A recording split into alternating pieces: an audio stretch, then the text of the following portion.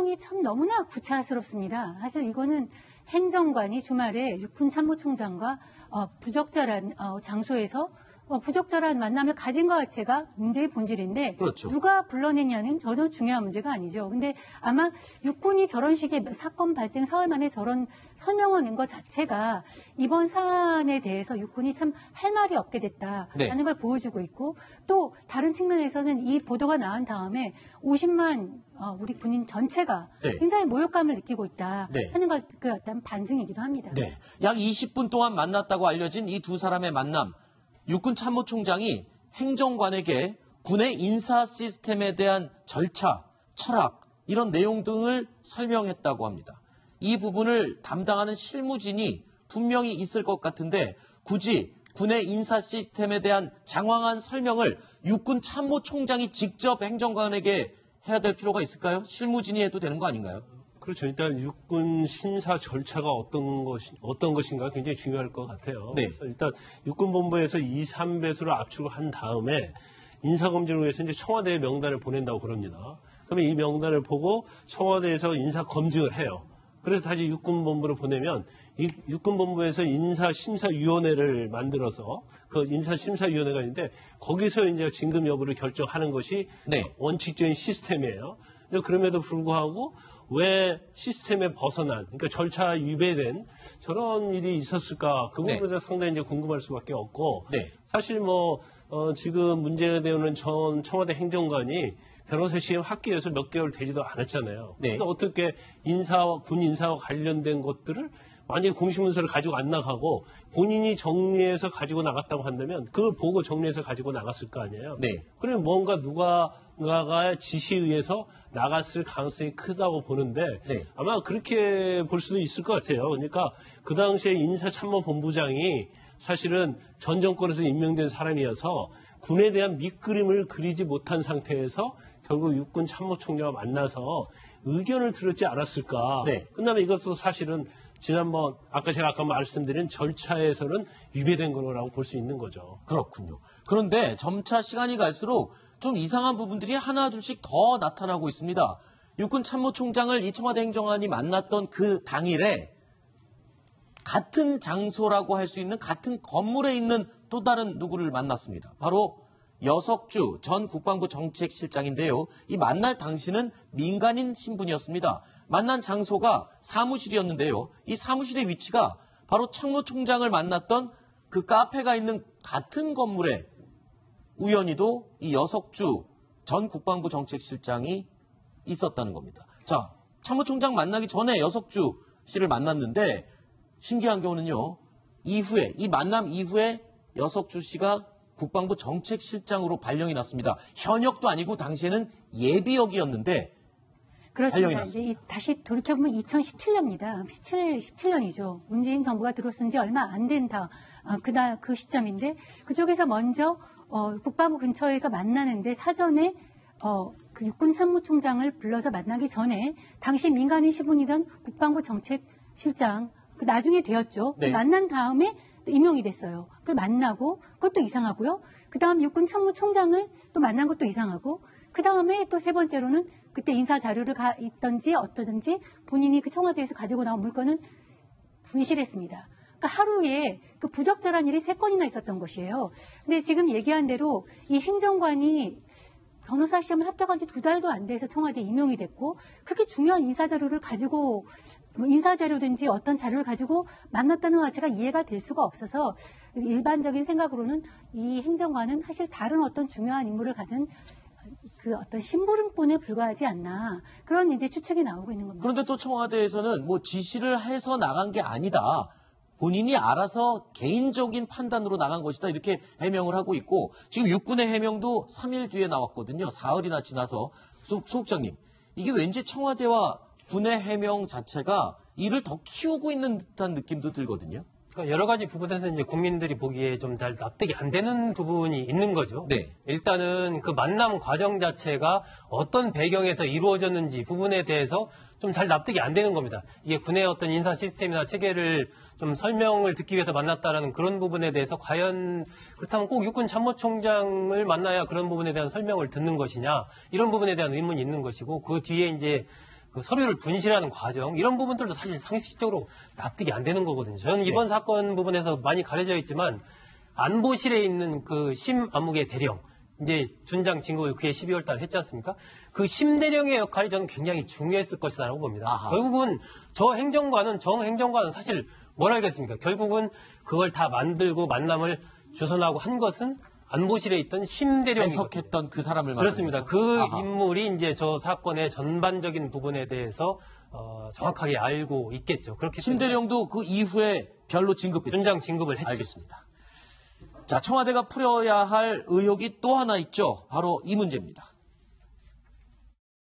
제가 아직 정은 아닌데 어저께 아마 제가 알기로는 차관이 병원을 방문했던 걸로 알고 있고요. 아직 제가 보고를 못 받았습니다만은 우리 기재부로서는 아까 말씀드린 것처럼 신사무관의 개인 건강 회복을 최우선으로 두고 있다는 말씀을 다시 해서 강조해서 말씀을 드립니다. 신사무관도 제 어떻게 보면 기획재정부의 아주 귀중한 후배나 마찬가지인데 저도 신사무관이 빨리 조기에 쾌차를 했으면 좋겠습니다.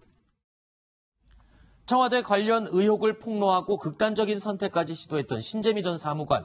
자, 이 신 전 사무관을 찾은 기재부 또 만나지 못하고 다시 발걸음을 돌렸군요. 근데 사실 만나지 못하고 돌아올 거를 알면서 간 것 같아요. 네. 경제 지금 기재부가 신재미 사무관을 고발하지 않았습니까?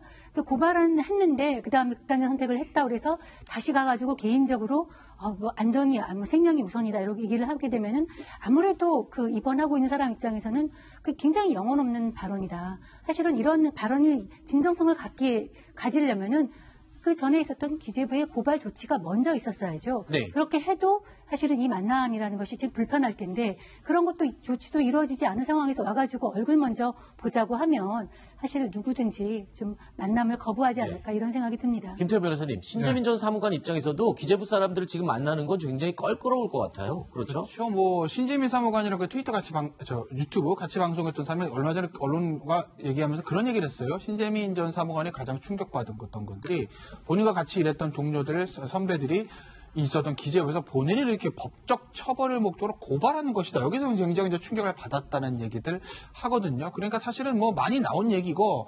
참여연대에서까지도 이 고발은 적절치 않다라고 얘기를 한번 했었는데 신재민 전 사무관의 말이 진실인지 아닌지는 변론으로 하더라도 네. 이걸 과연 기재부에서 당신 신재민 전 사무관 모모를 오해했습니다. 진실이 이렇습니다가 아니라 뭐 보도자료 물론 배포하긴 했지만 이게 검찰로 이런 문제들을 가져가는 것들이 과연 옳았냐라는 얘기들은 뭐 계속 나올 것 같습니다. 하루빨리 고발을 좀 취하는 게 어떨지 싶어요. 네, 내부적으로도 뭐 개인적인 의견을 전제로 고발을 취하하는 것을 생각해 보겠다라고 얘기를 했으니까요.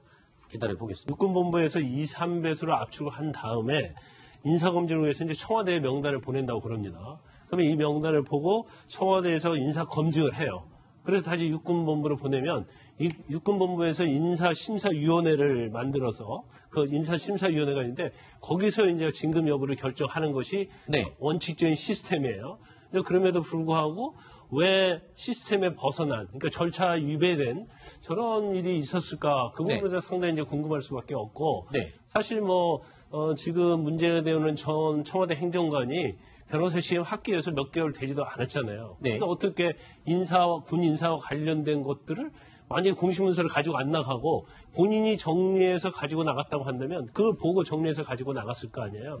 그러면 뭔가 누가가 지시에 의해서 나갔을 가능성이 크다고 보는데 아마 그렇게 볼 수도 있을 것 같아요. 그러니까 그 당시에 인사참모본부장이 사실은 전 정권에서 임명된 사람이어서 군에 대한 밑그림을 그리지 못한 상태에서 결국 육군 참모총장과 만나서 의견을 들었지 않았을까. 끝나면 이것도 사실은 지난번 제가 아까 말씀드린 절차에서는 위배된 거라고 볼 수 있는 거죠. 그렇군요. 그런데 점차 시간이 갈수록 좀 이상한 부분들이 하나둘씩 더 나타나고 있습니다. 육군 참모총장을 이 청와대 행정관이 만났던 그 당일에 같은 장소라고 할 수 있는 같은 건물에 있는 또 다른 누구를 만났습니다. 바로 여석주 전 국방부 정책실장인데요. 이 만날 당시는 민간인 신분이었습니다. 만난 장소가 사무실이었는데요. 이 사무실의 위치가 바로 참모총장을 만났던 그 카페가 있는 같은 건물에 우연히도 이 여석주 전 국방부 정책실장이 있었다는 겁니다. 자, 참모총장 만나기 전에 여석주 씨를 만났는데 신기한 경우는요.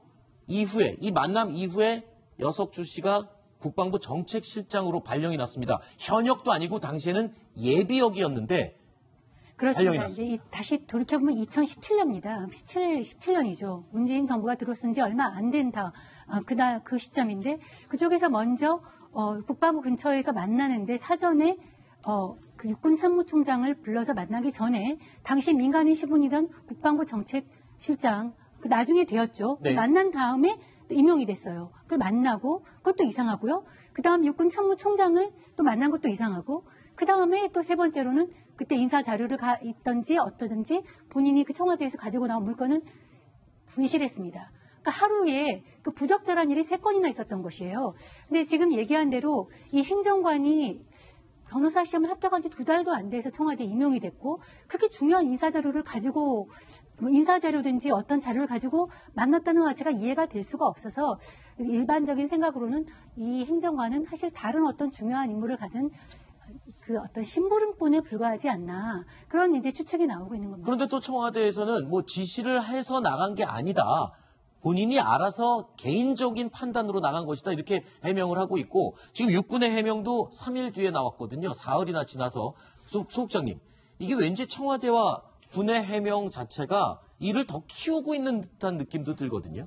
그러니까 여러 가지 부분에서 이제 국민들이 보기에 좀 잘 납득이 안 되는 부분이 있는 거죠. 네. 일단은 그 만남 과정 자체가 어떤 배경에서 이루어졌는지 부분에 대해서 좀 잘 납득이 안 되는 겁니다. 이게 군의 어떤 인사 시스템이나 체계를 좀 설명을 듣기 위해서 만났다라는 그런 부분에 대해서 과연 그렇다면 꼭 육군 참모총장을 만나야 그런 부분에 대한 설명을 듣는 것이냐 이런 부분에 대한 의문이 있는 것이고 그 뒤에 이제 그 서류를 분실하는 과정 이런 부분들도 사실 상식적으로 납득이 안 되는 거거든요. 저는 이번 사건 부분에서 많이 가려져 있지만 안보실에 있는 그 심 암묵의 대령 이제 준장 진급을 그해 12월 달에 했지 않습니까?